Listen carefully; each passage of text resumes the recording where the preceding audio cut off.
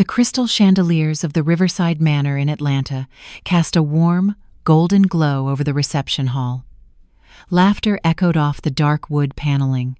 I held my champagne flute up, the bubbles dancing, and watched my son Jamal spin his new wife Simone on the dance floor.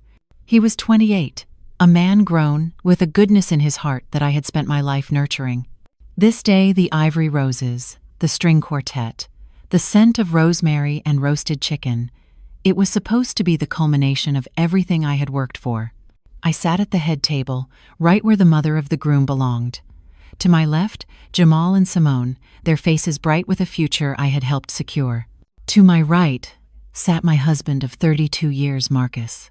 He had been quiet all through the salad course, which was unlike him.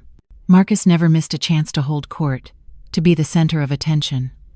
I saw him check his phone, then slide it back into his pocket. Then I saw her, Monique Williams. She was 28, the same age as my son. She was Marcus's secretary, his indispensable right hand. And she was sliding into the empty chair directly across from me, next to my sister, Auntie May. She wore a red dress so tight it looked painted on, her blonde-streaked hair catching the light. My stomach dropped. What was she doing here? She caught my eye and gave a little wave, a small, smug smile playing on her lips. Before I could even process the audacity, Marcus stood up. He picked up his champagne glass and tapped it gently with a fork. Ting, ting, ting. The music faded. The laughter died. 40 pairs of eyes turned to our table. Jamal and Simone looked over, smiling, expecting a loving toast from his father. Auntie May looked confused. I felt a sudden, sharp coldness in my chest. "Excuse me, everyone," Marcus said, his voice carrying across the room with a confidence I had not seen in months. "I have an announcement to make." He did not look at Jamal. He did not look at our friends, our family. He looked directly at me. 32 years is a long time, he began. Long enough to know when something has run its course. The words hit me like stones. I could see Jamal's smile curdle into confusion. Simone grabbed his hand under the table. "Evelyn," Marcus continued, his voice steady, rehearsed. "This is the end for us. I have found someone new." He gestured. Not with his head, but with his whole hand, a grand, sweeping motion toward the woman in the red dress. Monique actually lifted her glass in a tiny, triumphant toast. The silence in the room was deafening. I could hear my own blood pounding in my ears. Someone in the back dropped a fork, and the clatter echoed like a gunshot. Jamal started to rise from his chair, his face flushing with a rage I knew so well. I held up my hand, just a small gesture, and he stopped. "Hello, everyone. Before we continue, tell us where you are watching from. It keeps our stories alive." I looked at this man I had built a life with. This man who had chosen our son's wedding day to publicly execute me. He expected tears. He expected screams. He expected me to fall apart in front of our family and his new young prize. In that moment, I realized he had just given me the greatest gift of all. He had shown everyone, in the most public way possible, exactly who he was. I leaned forward, my voice perfectly calm, cutting through the heavy silence. "Well, Marcus, thanks for the heads up." I reached into my evening bag, the navy blue one I had bought to match my dress. My fingers found the thick manila envelope I had been carrying for 6 weeks. I slid it across the white linen tablecloth. It stopped right in front of his plate. "Here is a little something for you to read later." Before he could touch it, I stood up. I smoothed the front of my dress, turned to my son, and kissed him on the forehead. "I love you, Jamal. Congratulations to you both." I turned and walked out of that reception hall, my head held high, my steps measured. I did not run. I walked. I was halfway to the door when I heard the sound of paper tearing. Then came the scream. It was not a yell. It was a guttural roar of pure rage and panic. A sound so loud it shook the crystal on the tables. I paused at the doorway, turned slightly, and watched as Marcus stared, horrified, at the papers clutched in his trembling hands. I did not stop walking until I felt the cool autumn air hit my face. I reached my car, the key clicking softly as I unlocked the door. I slid into the driver's seat, the smell of leather a familiar comfort. My hands were perfectly steady as I placed them on the steering wheel. I did not start the engine. I just sat there in the quiet parking lot, the sound of that scream still echoing in my ears. It was the sound of a man who had just realized the trap he had set for someone else had snapped shut on him. I closed my eyes, and I was not in the parking lot anymore. I was 32 years younger, standing in a small apartment kitchen, surrounded by the scent of baking cornbread and simmering collard greens. I was 26 years old, and my world was full of flavor. My business was called Evelyn's Delights. It was my heart and soul, built from my grandmother's recipes and my own refusal to believe that soul food could not be elegant. I made peach cobbler that people ordered for their anniversaries. I crafted macaroni and cheese with aged cheddar and a hint of truffle that had pastors and politicians fighting for the last spoonful at church fundraisers. I had a waiting list 6 weeks long. I was vibrant. I was in control.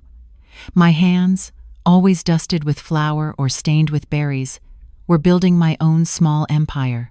Then Marcus Johnson walked in. He was a junior insurance adjuster then, all charm and promises, with a smile that could talk you out of your common sense. He hired me to cater his office party. 6 months later, he proposed.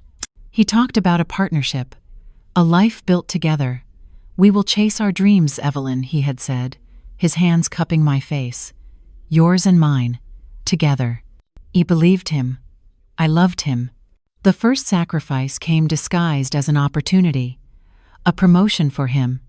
A move to Atlanta, 3 hours away from the community and the clients I had spent years building. "It is just for a few years, baby," he promised, his voice like warm honey.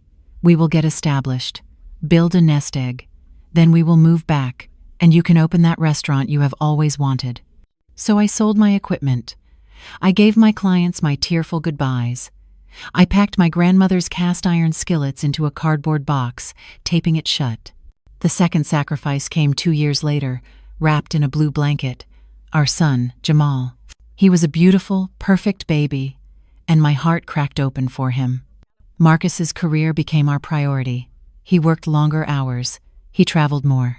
I poured all the love, all the creativity that once went into my food, into raising our son. I told myself I would restart Evelyn's Delights when Jamal started kindergarten.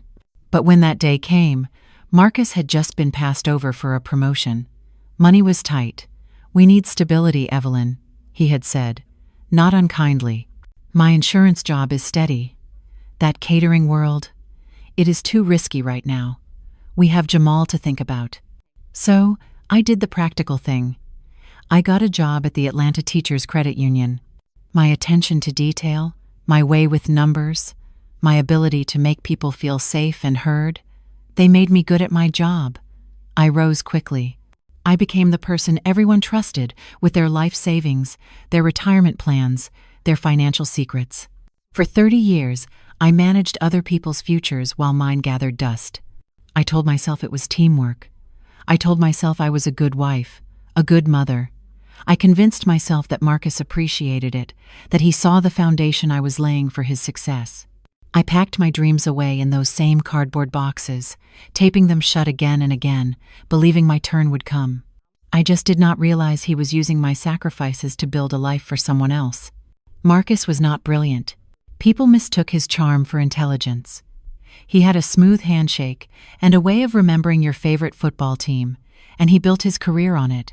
But charm does not pay the bills, stability does, and I was the most stable thing in his life.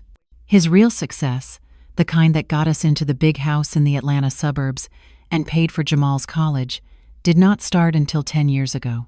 He came home one night, his eyes shining with that manic energy he got when he wanted something.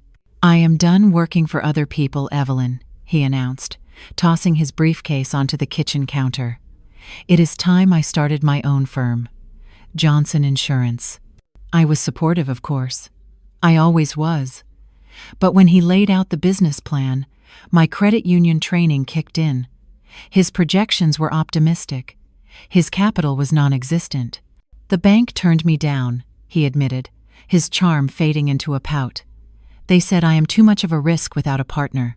So find a partner, I suggested, stirring the pot of stew on the stove. I do not need a partner, Evelyn. I need you. He needed my credit. 30 years at the credit union, never missing a payment, building a financial reputation of ironclad reliability. My credit score was pristine. His was charming. It is just a signature, baby, he coaxed, pulling the loan documents from his briefcase. You co-sign with me. Your name, your credit. It is the only way they will approve the loan. I hesitated. It was a massive loan, enough to put our house at risk. Do not you believe in me? He asked, his voice quiet, wounded. That was his favorite weapon. So I signed. I tied my financial security, the security I had painstakingly built, to his ambition. The business took off, but not because of his charm. It took off because I would not let it fail. For the first 5 years of Johnson Insurance, I worked 2 full-time jobs. I would leave the credit union at 5, make dinner for my family, and then, at 8 o'clock, I would sit at our kitchen table and become his unpaid accountant. I balanced his books. I tracked his expenses. I filed his corporate taxes. I was the one who found the savings, who managed the payroll, who made sure his networking dinners were actually categorized correctly. I remember so many nights, the house quiet, the only sound the tap, tap, tap of my calculator, my eyes burning from staring at spreadsheets. Marcus would call, his voice loud over the sound of a restaurant. Working late, baby, he would slur. Just schmoozing this new client. You know how it is. I would hang up, drink my cold coffee, and find another $2,000 discrepancy in his expense reports. I would fix it, like I always did. I would make his numbers add up. He told me I was his partner. He told our friends at dinner parties. I could not do any of this without my Evelyn. He was right. He could not have. But I was not a partner. I was just the first, and most important, investor he planned to defraud. The unraveling began 6 months before the wedding. It started, as most of our life did, with finances. I was in our home office, the one I had organized, surrounded by stacks of paper. It was tax season, which meant it was my job to make sense of the year's financial mess.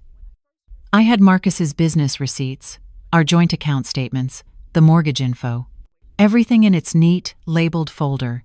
This year, though, a new piece of mail had been mixed in with his business stack. It was a sleek, dark blue envelope, not our usual bank. I opened it. Inside was a statement for a Chase Sapphire Reserve card, a premium card, an expensive card. The account holder was listed as Marcus Johnson, just his name, not Marcus and Evelyn. My hands felt cold. We had not opened a new joint card. We had not discussed this. I had spent 30 years preaching the gospel of no secret debt at the credit union. I started reading the charges. $1,200 at La Belle Vie, a French restaurant downtown I had only read about. Marcus hated French food.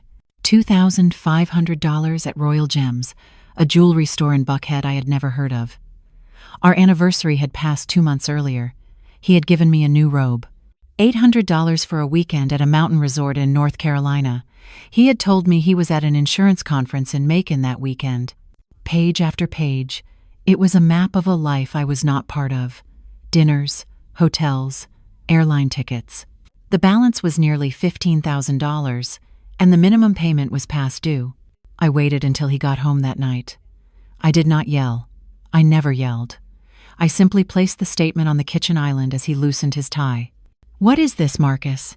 He glanced at it, his expression not changing. He did not even have the decency to look guilty.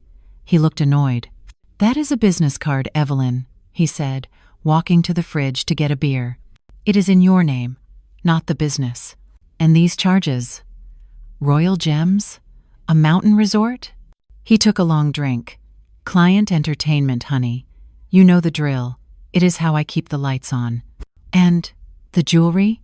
My voice was quiet, but it was shaking. Are we buying jewelry for clients now? He sighed, that long-suffering sound he made when I was being difficult. Evelyn, darling, do not worry your pretty little head about it. Monique handles all the paperwork. It is all reimbursed. It is just tax purposes. He patted me on the head. "You just stick to the house finances. I will handle the business." He should not have said that. He should not have called me pretty little head. He should not have dismissed me. Because worrying about finances, tracking every single dollar, that is exactly what I do best. That Saturday, I told Marcus I was volunteering for a credit drive at the credit union. It was an easy lie. He was used to me working on weekends. But I did not go to the main floor. I used my manager's key to go to my office, the one on the third floor with the frosted glass and the silent servers. The air was still, the building empty. It was just me and the hum of the mainframes. I sat at my desk, but I did not log into my own terminal. I used the main compliance interface, the one I used to audit accounts for suspicious activity. Marcus thought he was smart. He thought he had covered his tracks with a separate credit card. But he had forgotten one crucial thing. He was stealing from a woman who had access to the entire financial network. He had forgotten what I did for a living. I started with the payment history on that sapphire card. The payments were coming from an account I did not recognize, an account at SunTrust, a rival bank. I pulled up our joint retirement account, the one I had painstakingly funded for 3 decades, the one that was supposed to be our future, our safety net. My blood ran cold. There they were. Small, irregular transfers. $500 here, $1,200 there, $800. All moving out. All disguised with vague memos like investment transfer or cash management. They were small enough to fly under the radar of a casual glance. But I was not a casual glance. This was my profession. This was a digital breadcrumb trail. I followed that trail. It led me right to the SunTrust account. Using the interbank compliance portal, I pulled up the account details. It was not a business account. It was a joint personal checking account. Account holder 1, Marcus Johnson. Account holder 2, Monique Williams. I stared at her name, glowing on my screen, linked to his, linked to my money. I dug deeper. I pulled their transaction history. The transfers from our retirement fund totaled just over $40,000. And I saw where that $40,000 went. A down payment on a lease for a condo in Midtown. Payments to the very same sapphire card he had lied about. Cash withdrawals, hundreds at a time. Jewelry. Lingerie. He was not just having an affair. He was liquidating our future to build a new one with her. I sat there in the silent office, the hum of the servers sounding like a scream. This was not a midlife crisis. This was not a mistake. It was theft. It was a cold, calculated, systematic robbery. He was stealing the future I had spent 32 years building, dollar by dollar, while I slept next to him at night. I printed every statement, every transfer, every purchase. The stack of paper was thick in my lap as I sat in my car in the empty credit union parking lot. For a long time, I could not move. The woman who walked into that building was a wife who suspected an affair. The woman sitting here now, she was the victim of a long con. He was not just my husband, he was a thief. A common thief who smiled at me over breakfast. I did not cry. The hurt was too deep for tears. It was a cold, hard knot in my chest. He had mistaken my kindness for weakness. He had mistaken my support for stupidity. He had forgotten who I was. The hurt did not last. It burned away, leaving behind something cold and sharp. Resolve. I drove home, the house feeling alien and cold. Marcus was out, supposedly at a weekend seminar. I knew now that was a lie, paid for with my retirement money. I went to the attic. The air was thick with dust and the smell of old memories. Cardboard boxes were stacked high, labeled in my own neat handwriting. Jamal's T-ball. College photos. Christmas 1995. I was looking for a box labeled House and Business. I found it tucked under a set of old drapes. My fingers ached as I tore at the brittle packing tape. Inside were the original mortgage papers for our house, and underneath them, the business loan I had co-signed 10 years ago. I pulled the thick folder out, needing to see my signature next to his, needing to see the chain I had wrapped around my own neck. As I lifted the loan papers, Something else slid out from behind them. It was a different document. Thinner, bound in a faded blue legal cover. The paper was yellowed at the edges. I brushed the dust off the cover.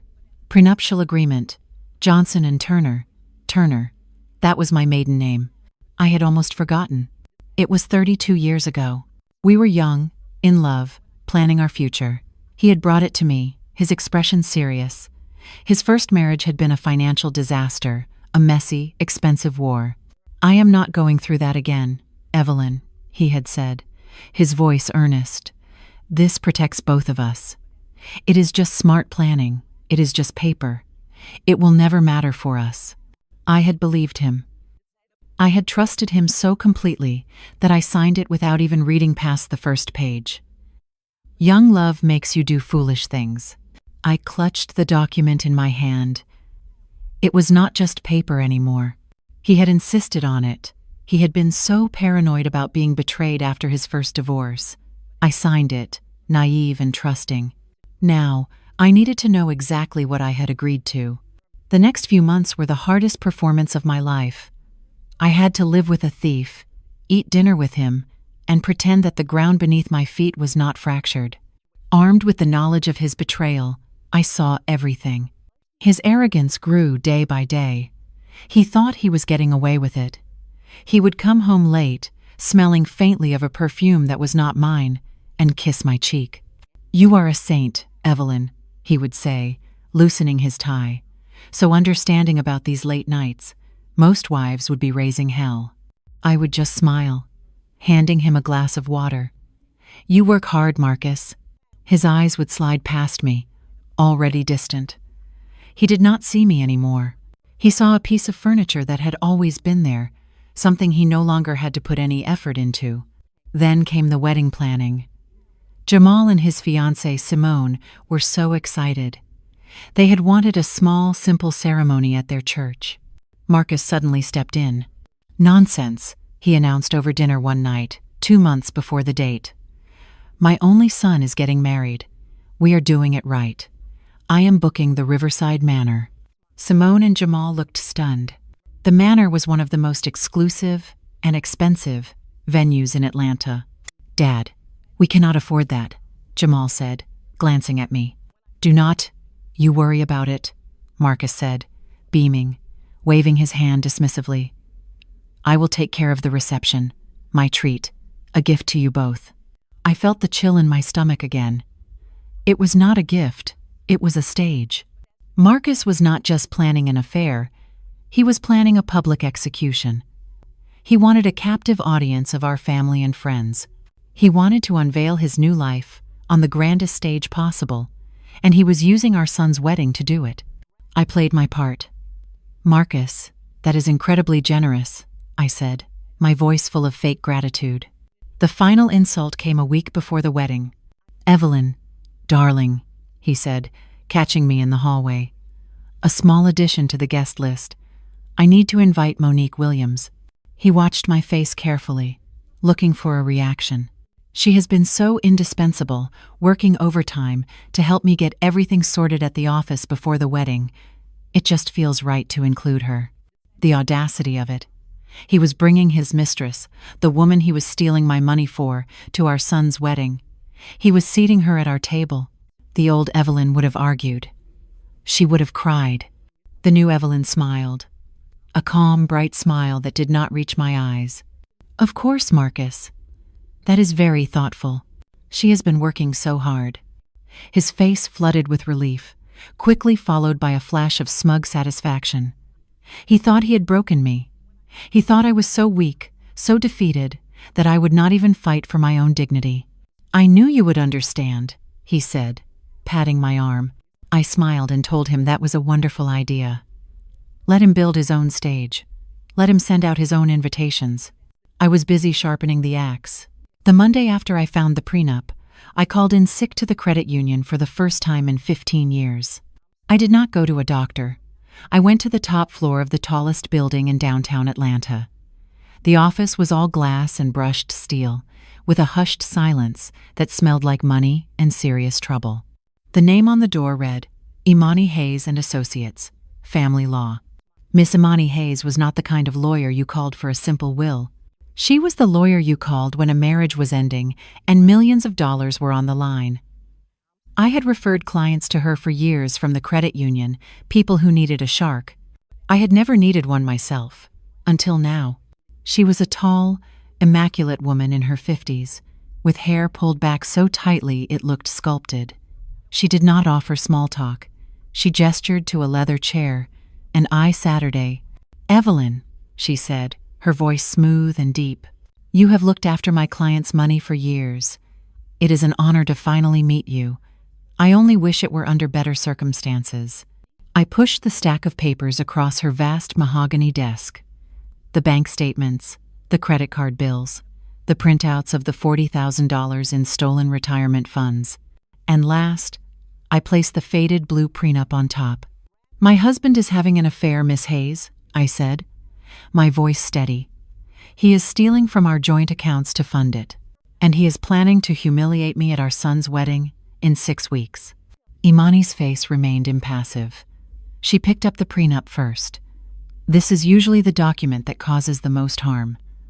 Let us see what he has done to you." She began to read, her sharp eyes scanning the pages. The silence in the room stretched, broken only by the soft shush of paper turning. I sat there, my hands twisting in my lap. I was prepared for the worst. I was prepared for her to tell me that I had signed away my life, my house, my future, all those years ago in a fit of naive love. She read for 10 minutes, then she stopped. She did not look up. She just stared at a paragraph on page 23. She read it once, then a second time. A slow smile spread across her face. It was not a kind smile. It was the smile of a hunter who had just seen a prize buck walk into an open field. "Evelyn," she said, finally looking up at me. Her voice was electric. "This is ironclad. Did you know what was in this?" "I signed it without reading. I was young." "Well, your husband's paranoia has just become your greatest asset." She turned the document around and pointed to a section. Article 9. Fidelity and conduct. Marcus included a specific adultery clauses. My heart stopped. "A what?" "A morality clause," Imani said, leaning forward. "And it is beautifully drafted. It states that if either party, and he clearly meant you, is found to have committed adultery, that party forfeits any and all claims to assets protected by this agreement." She let the words hang in the air. "What does that mean?" I whispered. "It means," Imani said, tapping the paper, "that the prenup he designed to protect his assets, his business, his investments, his personal accounts. All of it is void the second he was unfaithful." She picked up the bank statements. "And you have proof, financial proof. The $40,000 transfer to his mistress? That is not just evidence of adultery. That is evidence of dissipation of marital assets. That is fraud." I could not breathe. "He thought he was protecting himself from you," Imani said, a note of pure admiration in her voice. "But he never imagined he would be the one to violate his own terms. The business. I co-signed the loan. Which makes your claim to it even stronger. Evelyn, he did not just give you grounds for divorce. He gave you the gun, the bullets, and loaded it for you. Marcus had set a trap for me 32 years ago, and he had just stepped right into it himself. That afternoon I did not go home. I went to a copy shop 20 minutes away, one where nobody knew my face. "You have 6 weeks until the wedding," Miss Hayes had said, her voice all business. "Do not confront him. Do not change a single thing about your routine. Let him walk into this. Let him get comfortable." She held up the stack of originals. "These," she said, tapping the $40,000 transfer record, "are my weapons. I am filing them with the court, along with the divorce petition, the morning of the wedding." "The morning of?" I asked, surprised. "He will not be served until that evening. I have already arranged it with the process server. 7 o'clock at the Riverside Manor, just after the main course." I smiled. "He is planning to make a toast." Imani's answering smile was thin and sharp. "Perfect. Let him make his speech. Then you give him yours." So, at that copy shop, I stood over the machine, the bright green light sliding back and forth, duplicating my life's wreckage. I was meticulous. I was calm. This was just like preparing an audit file for the federal regulators. I copied every single Chase Sapphire statement. I copied the bank records showing the transfers from our retirement account to his secret SunTrust account. I copied the SunTrust signature card with both his name and Monique's. I copied the deed to our house, the one with both our names.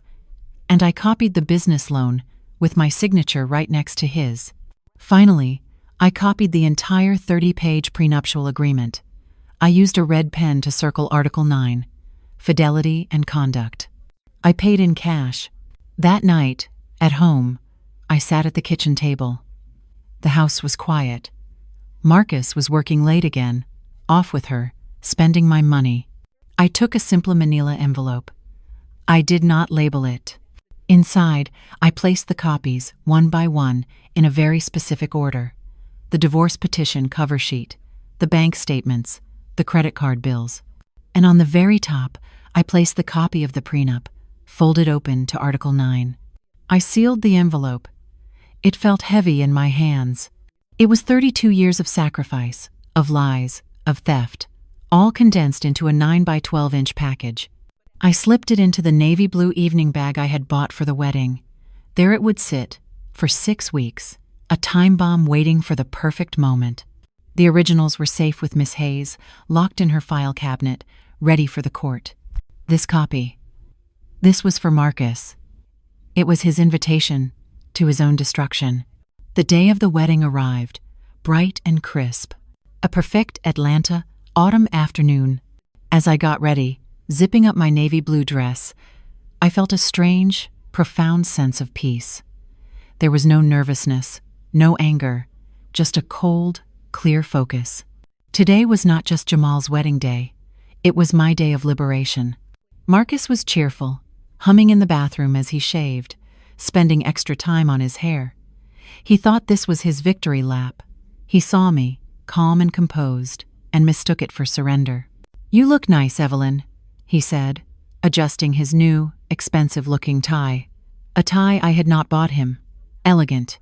"You look very handsome, Marcus," I replied, meeting his eyes in the mirror. "It is a big day for our family." He smiled, a dismissive, patronizing smile. He thought I was the same dutiful, oblivious wife I had always been. He thought I was broken. He had no idea I was forged. At the reception, I played the part of the proud, happy mother perfectly. I laughed with Auntie May. I cried during Jamal and Simone's first dance. I complimented the ivory roses and the string quartet. I watched Marcus whisper to Monique, his head bent close to hers. They both glanced at me and shared a small, private laugh. They were probably discussing how easy this was, how pathetic I was. Good. Let them laugh. During the salad course, just before Marcus stood up, I decided to give my own small performance. I picked up my champagne flute and walked over to where Monique was sitting, at my family table in the red dress. She looked up, surprised, as I stopped in front of her. The nearby conversation at the table faltered. "Monique," I said, my voice warm, gracious. "I am Evelyn. I do not think we have ever been properly introduced." She was momentarily thrown. "Oh, Mrs. Johnson. It is. Nice to see you. Please call me Evelyn. I just wanted to come over and personally thank you." Her perfectly plucked eyebrows rose.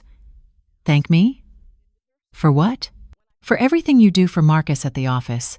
He is always saying how indispensable you are, how you take such good care of him." I held her gaze. I let my smile, a polite, social smile, linger for just a second too long. A flash of something arrogance, pity, triumph crossed her face. She thought I was a fool, a simple, naive old woman, thanking the person who was replacing her. Monique gave me a smug, pitying smile. "That is very sweet of you, Evelyn. He is a wonderful man to work for." "Oh, I know," I said. "I am just so glad he has." "You." I turned and walked back to my seat. She thought she had won. I let her believe it. The higher they are, the harder they fall. I settled back into my chair. I took a sip of champagne. I watched as Marcus, buoyed by his own arrogance and Monique's triumphant gaze, stood up. He tapped the glass. Ting, ting, ting. The room fell silent. I watched him deliver his rehearsed speech, the one that ended our 32 years of marriage. "Evelyn," he said, his voice full of false pity, "this is the end for us. I have found someone new." He gestured to Monique. The room went cold. The silence was so profound it felt like a heavy blanket, smothering all the joy. I saw Jamal's face, a mask of pure, white-hot fury. I saw Auntie May's hand fly to her mouth, her eyes wide with disbelief. Marcus stood there, waiting. He was waiting for the explosion. He wanted the tears, the accusations, the drama. He wanted to be the victim of my hysteria. I refused to give it to him. I held his gaze for a long, silent moment. I let him see the absolute lack of fear in my eyes. Then I leaned forward. My voice was not a whisper, but it was not a shout. It was clear, cold, and carried easily across the silent tables. "Thank you for your honesty, Marcus," I said. "It is truly touching." I reached into my navy blue evening bag. My hand closed around the thick manila envelope. I pulled it out. The color drained from his face. He had not expected this. I placed the envelope on the white linen tablecloth and slid it across the table. It came to a stop right in front of him, a stark brown rectangle against the pristine white. "Before you start your new life," I said, "you will need this." I stood up, my movements fluid and unhurried. I smoothed the front of my dress. I walked to my son, kissed his cheek, and whispered, "I love you. Do not let him ruin this moment for you." Then I turned, and with 40 pairs of eyes following my every move, I walked out of that reception hall. I did not look back. I did not need to. I was in the grand lobby, halfway to the front doors, when the sound tore through the celebration. It was the sound of the envelope being ripped open, followed by a guttural, animalistic scream of pure, unadulterated panic. It was a sound I would never forget. I paused in the lobby, just out of sight, but with a clear view through the ornate double doors. I needed to see this. Marcus was clutching the papers, his hands shaking so violently they were just a blur. His face, moments ago so smug, was a mask of ashen terror. He was rifling through the pages, his eyes wide. He saw the divorce filing. He saw the bank statements. And then he saw Article 9. "What is this?" Monique's voice was sharp, cutting through the stunned silence. She had crossed to his side, her red dress a slash of color against his panic. "Marcus, what is wrong with you?" She grabbed the papers from his trembling hands. She was a fast reader. I will give her that. Her eyes scanned the prenup, her painted red fingernail tracing the words. I watched her face. It went from confusion to disbelief, to a cold, hard fury. She understood adultery clause. "What does this mean?" she hissed, her voice low and dangerous. "Marcus, where is the money? What account is she talking about?" Marcus could not speak. He was just gaping, his mouth opening and closing like a landed fish. She knows," he finally stammered, his voice cracking. "She knows about the SunTrust account, the $40,000. She says it is frozen." Monique went perfectly still. The mask of the in-love mistress melted away, revealing the cold, hard calculator beneath. She did not look devastated. She looked inconvenienced. She looked furious. "Frozen?" she spat. "What do you mean frozen? You told me you had this handled. You told me she was stupid." I thought. Slap. The sound was as sharp and clear as the champagne glass he had tapped. Monique hit him. She hit him hard, across the face, in front of our son, our family, and all 40 guests. Jamal flinched. Auntie Ma gasped. "You fool," Monique shrieked, her voice no longer a seductive purr but a raw, guttural screech. "You absolute idiotic fool. You just lost everything." She did not try to comfort him. She did not say, "We will fight this." She grabbed her designer clutch from the table, shot him one last look of pure, unadulterated contempt, and stormed out.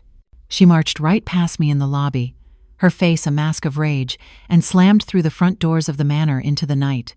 I stood there, watching.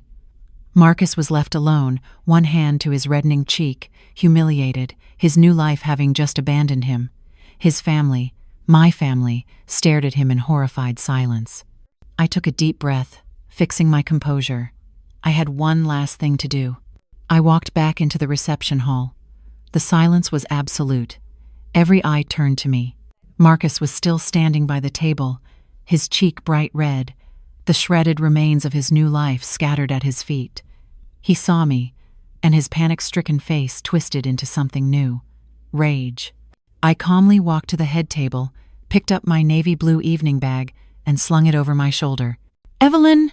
His voice was a raw shout. He lunged, not at me, but at the papers scattered on the table. He grabbed the copies, my meticulous evidence, and began tearing them to shreds. He ripped the prenup in half, then again. He tore the bank statements into confetti. "Lies!" he screamed, his voice echoing in the silent hall. He threw the handful of shredded paper into the air like a mad king. "She is lying. All of it." He pointed a shaking finger at me, his eyes wild. He was a cornered animal, biting at anything. "She is hysterical," he shouted to the room, to Jamal, to Auntie May. "She could not handle that I was leaving her. So she manufactured all of this. This crazy story." He looked at me, his face a mask of desperate, performative victimhood. "Evelyn, how could you? At our son's wedding? You are a vindictive, hateful woman. You are trying to ruin me." A murmur went through the room. Doubt. This was the Marcus they knew, charming, persuasive. And I was the wife, quiet, reserved. He was trying to flip the script. He was trying to paint me as the villain, the unstable one. He was trying to turn our family against me. Jamal looked from his father's enraged face to my calm one, his own expression torn with confusion. "Mom, what is he?" "There is no proof," Marcus roared, kicking the scraps of paper on the floor. "It is just her word against mine. She is making it all up. She has gone crazy." He stood there, panting, surrounded by the wreckage. He had destroyed the copy evidence. He had painted me as a liar. For a moment, I was alone, the target of 40 pairs of uncertain eyes. He looked at me, a desperate, challenging sneer on his face, daring me to challenge him. But I did not have to. "Are you looking for proof, Mr. Johnson?" A new voice, smooth as steel, cut through the tension. The double doors of the reception hall opened fully. Miss Imani Hayes walked in. She was not dressed for a wedding. She wore a sharp, dark gray pantsuit and carried a thick, leather briefcase. She looked like a general arriving to inspect the battlefield. She walked calmly, her heels clicking on the hardwood floor, stopping directly between me and Marcus. She placed her briefcase on the table and clicked the latches open. Marcus stared at her. Who are you?"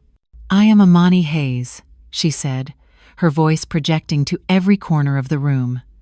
"I am Evelyn's counsel." Marcus's last bit of color drained away. He looked from her to me and back again. "Counsel? We filed for divorce this morning at 9:15 a.m., Miss Hayes announced. She pulled out a thick, bound document, citing adultery. She turned to Marcus, her eyes merciless. "The prenuptial agreement you drafted, the one you insisted on, is now void.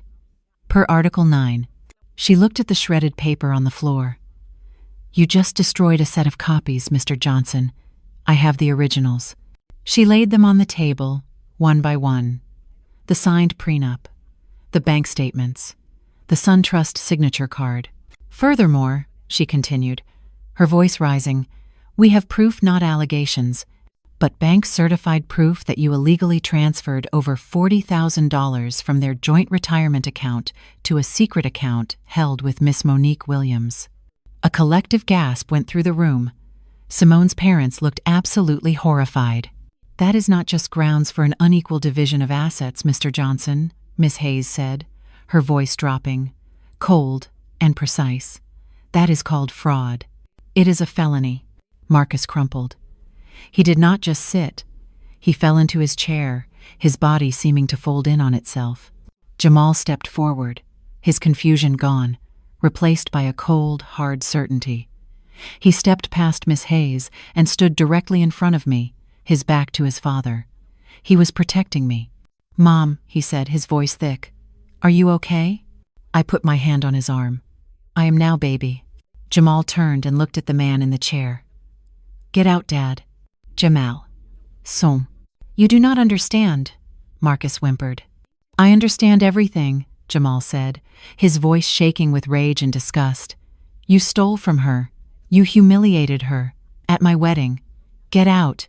Auntie May walked over, her face a mask of disappointment. "You brought this shame on our family, Marcus. You did this." Marcus looked around. Every face, every friend, every family member was turned against him.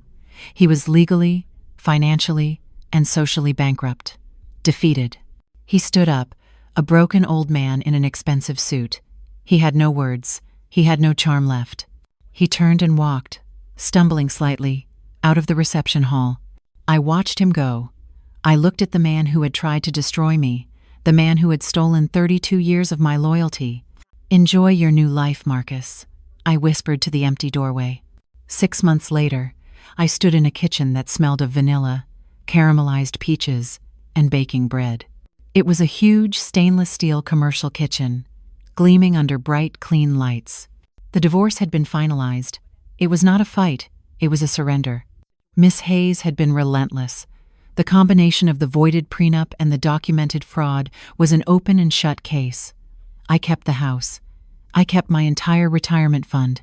And I was awarded 75% of our joint investments and a controlling stake in Johnson Insurance, which had been secured by the loan I co-signed. The first thing I did was sell the company. Marcus's business partner, who had been unaware of his thefts, bought out my stake. It was enough. The sign above the door of my new kitchen, funded by the sale of the company I had unknowingly built, read Evelyn's Second Chances. I was teaching a class, showing 6 eager students how to get the perfect flaky crust on a peach cobbler.